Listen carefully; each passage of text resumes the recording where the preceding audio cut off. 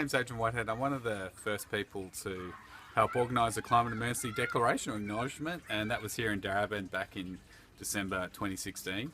And since then, that's taken off around the world. We've got almost 1,000 councils now having declared or acknowledging we're in a climate emergency.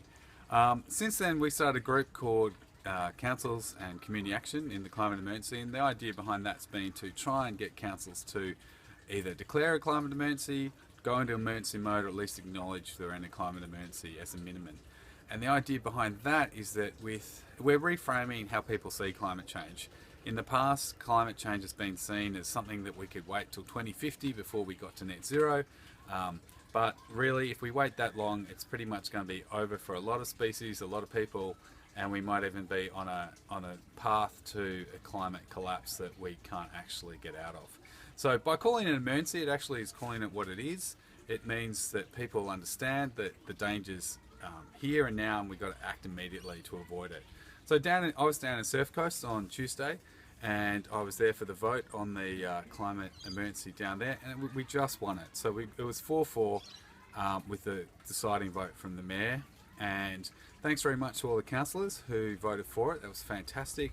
And for the councillors who voted against it, forever you'll be recognised as people who oppose emergency action on climate change. When people look back in 5, 10, 15 years time from the devastation of the future, they'll know it's people like you who try to stop that emergency action. So congratulations. Anyway, the vote was led by the vote against was led by Councillor Heather Wellington, and she was trying to make the case it's a crisis, not an emergency. If it's an emergency, why aren't we getting state and governments to do it? Yeah, we are trying to get state and governments to it. People like XR, ourselves, all sorts of people have been calling on state and federal governments for years to do emergency speed action to reduce our emissions to as close to zero as possible and draw down that extra pollution that we've got out there. Now, Alex wanted me to talk a bit about what councils do when they declare. Well, it doesn't really matter what they say, as long as they acknowledge that it is an emergency or they try and declare an emergency. But what really matters is if they do something more. And what we want councils to do is actually get out there, communicate to their community as a government body that we're in emergency. They basically can use the narrative, this is what we can do as a council, this is what you can do as individuals, and this is what our state and federal governments need to do but aren't doing. And we need to get on with it if we're going to avoid some sort of catastrophe in the future. So that's the basic idea. Now, some councils actually go and do that to some degree.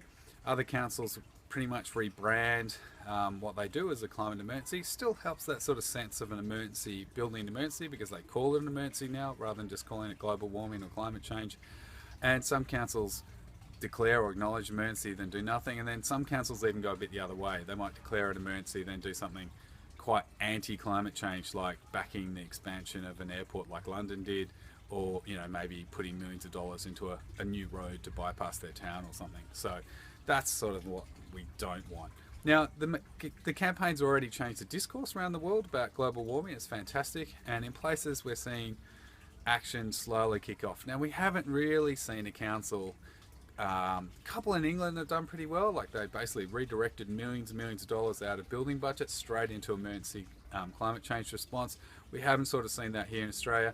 Even Darabin's basically only put on an extra 1.5 staff and continued a range of pretty good climate policies that they had in train.